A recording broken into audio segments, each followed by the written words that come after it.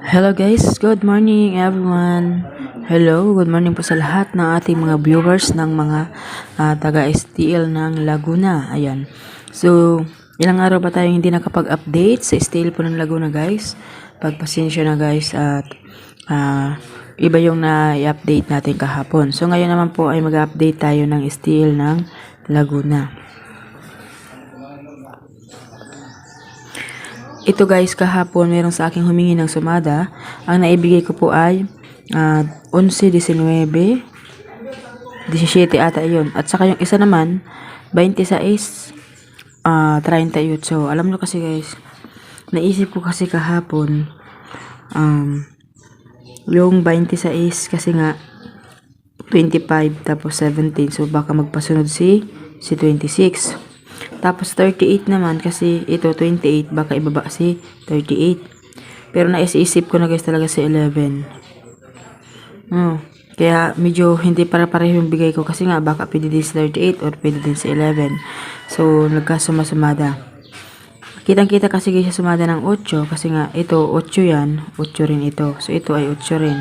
So ang nawawala ay 8. So ibig sabihin mayroong chance na mag 8 ngayon. So, ngayon natin si 8.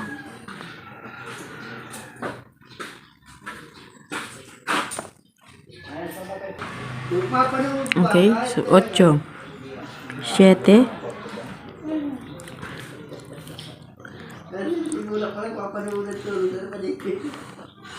32. Ito yung 32 guys, kuhaan natin dito sa 14. 8, 7, 32, 5 at 20.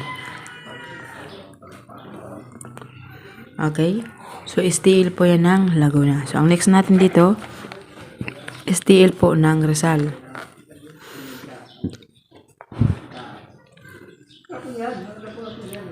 Tres 37, 23, 31, 12, 15. So, binaba si 12 dahil sa 13. Hindi yung 15 naman, sa sumada po siya ng 5, 15, 25.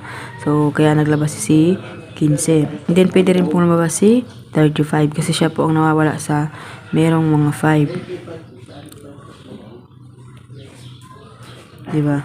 Ayan. So, 5, 15, 25. So, ang nawawala ay si 35.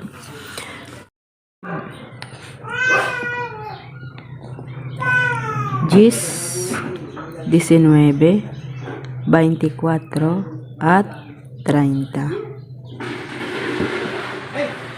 Okay, 1, 2, 3, 4, 5, 35, gist 19, 24 at 30. Okay, so ang next natin dito ay STL ng Batangas.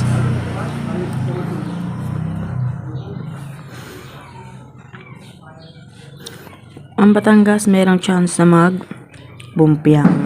So mayroong siyang chance na mag-bumpiang. Ayan. So 2, 8, 29, 2, tapos nagkapit. So pwede siyang mag-bumpiang ng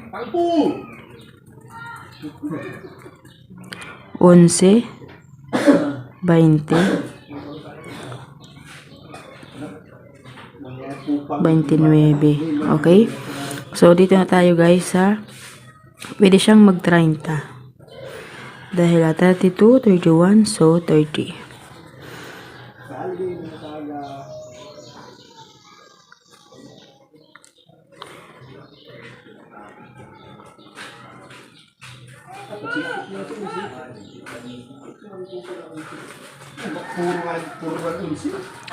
Siete, so 30, 25, 13,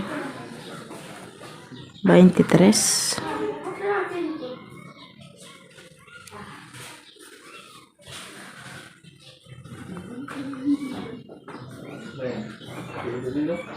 okay, so 30, 25, 13, 23 at 11. Ngayon, ito yung ating sumada sa STL po ng Batangas, Rizal at Laguna. Ayan. So, good luck po sa inyong lahat.